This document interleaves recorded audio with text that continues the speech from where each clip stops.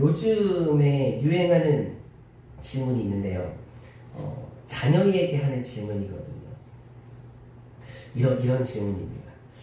엄마가 속이 상해서 빵을 샀어. 많이 들어보셨죠? 엄마가 속이 상해서 빵을 샀어. 근데 이렇게 질문하면 자녀들의 대답이 다르대요. 역시 내 자식이다 라는 대답이 나오는 경우도 있고, 자식 키워봐야 소용없네 라는 대답이 나오는 경우도 있습니다. 그러니까 어떤 자녀는 이렇게 대답한대요. 엄마, 속상한 일이 있었어요? 무슨 속상한 일이 있었어요? 저한테 한번 말해보세요. 근데 어떤 자녀는 이렇게 묻는데요. 무슨 빵 샀어요? 맛있는 빵 샀어요? 그 빵 지금 어디 있나요? 또 어떤 자녀는 이렇게 또 되묻는데요. 엄마 나쁘다고. 나만 빼놓고 맛있는 빵 삽니다. 저 엄마는 지금 속이 상해서 빵을 샀어. 근데 속이 상한 거에 포커스를 안 맞추고 빵을 샀어. 여기에만 포커스를 맞추는 자녀들이 있는가 반면에 엄마가 속이 상했어. 이 부분에 포커스를 맞추는 자녀들도 있다는 겁니다. 사실 엄마는 이런 자녀의 반응을 바랬을 거예요. 무슨 속상한 일이 있냐고 하면서 친구같이 따뜻하게 자기를 위로해주는 그런 반응 말입니다. 사실 누구나 그러지 않을까요?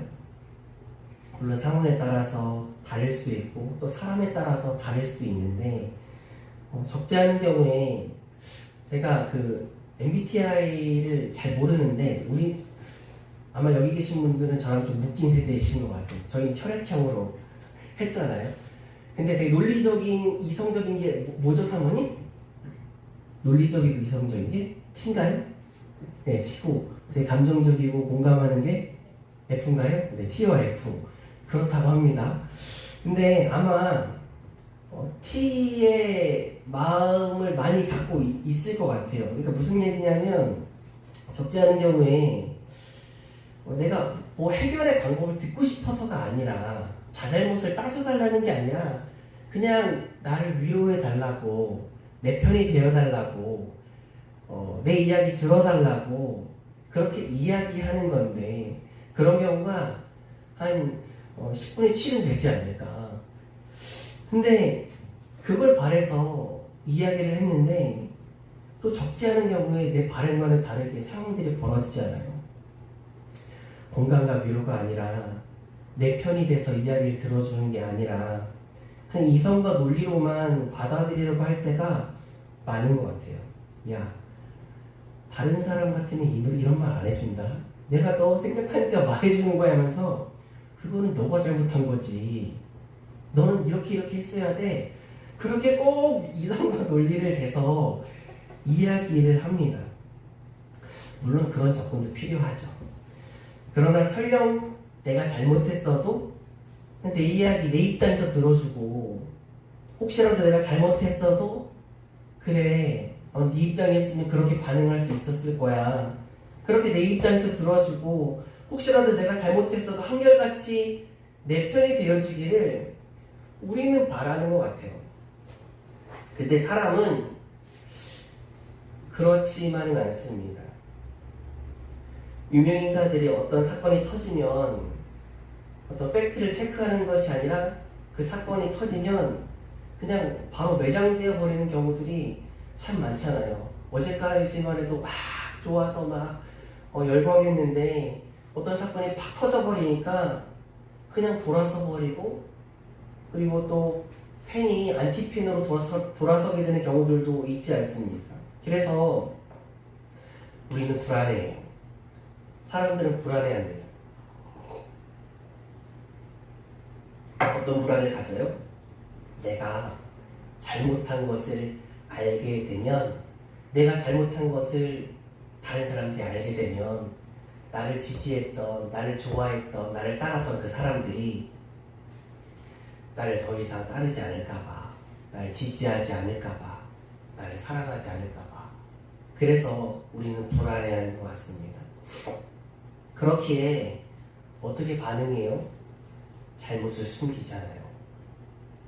실수를 가리지 않습니까? 때론 거짓말도 합니다. 아이들도 부모님이나 가족들 앞에서의 태도와 다른 곳에서 학교에서 친구들과의 사이에서 태도가 다른 경우들을 참 많이 봐요. 그래서 부모님은 자녀에 대해서 모르는 영역들이 참 많습니다. 내 앞에서의 모습과 다른 사람들과의 모습이 다르니까. 자녀가 부모님 앞에서와 친구들과 있을 때, 부모님 앞에서 있을 때와 친구들과 있을 때, 학교에서 있을 때, 사회에 있을 때 모습이 왜 다를까요? 왜 다르겠습니까? 물론 여러 가지 이유들을 이야기할 수 있겠지만 오늘 말씀의 흐름 가운데 우리가 살펴보면 그 반응의 이유 가운데 하나는 불안해서 오기도 합니다. 불안한 거예요. 내가 잘못하면 우리 아빠가, 우리 엄마가 더 이상 나를 사랑하지 않을 수도 있겠다라고 하는 그런 생각에서 오는 불안 말입니다. 한 목사님이, 제가 참 존경하는 목사님인데, 어떤 분이 저한테 그러시더라고요. 목사님은 어떻게 이렇게 목사님들이 많이 하세요? 그래서 제가 개인적으로 아는 목사님들도 있지만, 제 옆에 있던 저희 아내가 그런 얘기를 했습니다. 전수인 목사님은 아는데 그 목사님 전수인 목사님 몰라요. 저만 아는 목사님들도 있어요. 그래서 그분도 저만 아는 목사님, 그분은 저를 모릅니다. 근데 그분이 이제 입양을 하셨거든요. 자녀를 입양을 하셨는데, 제가 한번 이 간증을 나눴던 기억이 있는 것 같아요. 누나는 아버지 어머니 사이에서 태어난 누나예요. 누나가 결혼식을 하는데, 미국에서 목회하시던 목사님, 지금도 미국에서 목회하시는데, 네, 우리나라는 뭐 아무리 멀어도 하루길이잖아요. 물론 비행기를 타고 가기도 하지만 미국도 뭐 비행기를 타면 그러겠지만 미국은 땅덩이가 워낙 넓잖아요. 그러니까 뭐 우리나라 몇십 개가 붙어있는 나라의 크기니까 다른 주에서 결혼하니까 엄마는 결혼 준비 때문에 먼저 누나 있는 데로 가 있고 아버지는 목회 때문에 바쁘니까 못 가시다가 결혼식 가까울 때 딱 가시게 됐는데 그 아들이 농구를 하다가 발목이 부러진 거예요. 발목이 부러졌는데 발이 퉁퉁 부었는데 그 교회에 출석하시는 성도님 가운데 한의사 분이 계셔서 아무개 지사님한테 전화 드려놨으니까 거기 가서 진료 받으라고. 그래서 진료를 받는데 괜찮을 거라는 이야기를 들었는데 그날 밤에도 아이가 한숨도 못 자는 거예요. 그래서 그 다음에 병원을 가서 엑스레이를 찍었더니 발목이 부러졌다는 거예요. 근데 그 아이는 그렇게 아픈데도 참아낸 겁니다. 근데 이렇게 병원에 나오는데 너무 미안하더래요. 아버지가 너무 미안하더랍니다. 그래서 미안한 마음을 갖고 있는데 아버지한테 그 아들이 Daddy, I'm so sorry 이렇게 이야기를 하더래요. 아빠 너무 미안하다고. 그래서 야, 아빠한테 네가 왜 미안하다고 해? 뭐 이런 아빠가 다 있나? 아들이 발목이 부러졌는데 신경도 안 쓰는 아빠가 뭐 이렇게 말해야지 아들이면. 그랬더니 그렇게 반응하는 게 아니라 너무 미안하다고 이야기하는 거예요. 아빠가 나 때문에 누나 결혼식 못 가면 어떨까? 그래서 나를 미워하면 어떨까? 그래서 그 이야기를 듣는데 목사님 망치로 머리 푹 맞으신 것 같아요. 아직도 나는 이 아이를 나의 진짜 아들로 생각하는데 이 아이의 나를 향한 마음은 내가 열심히 하고 내가 공부를 열심히 하고 내가 착한 아들이라서 나를 사랑하는구나 하는 그런 인식으로 나를 대하고 있지 않는가, 그런 마음이 들어서 너무 미안하기도 하고 마음도 아팠대요. 근데 친자식들도 자녀들이 부모님들에 대해서 그렇게 나도 모르게 인식하게 되어지는 경우들이 생깁니다. 부모님들이 이렇게 이야기하는 경우들 종종 있죠. 야, 엄마는 칼 같아. 엄마 성격 알지? 아빠 성격 알지? 아빠 칼이야. 너 그런 식으로 행동하면 아들이고 딸이고 뭐가 없어. 집에서 쫓겨나니까 너 호적 파버릴 거야. 진짜 그러는 마음으로 한 건 아니지만 자라면서 아이들이 그렇게 내재되는 거예요. 그래서 나의 어떠한 행동 때문에 아버지가, 어머니가 날 사랑하는구나. 그래서 아버지와 어머니 앞에서의 모습과 다른 사람들 앞에서의 모습이 달라요. 이중적인 가면을 쓰는 거예요. 예외자 여러분, 우리도 완벽하지 않습니다. 실수하기도 하고 잘못하기도 합니다.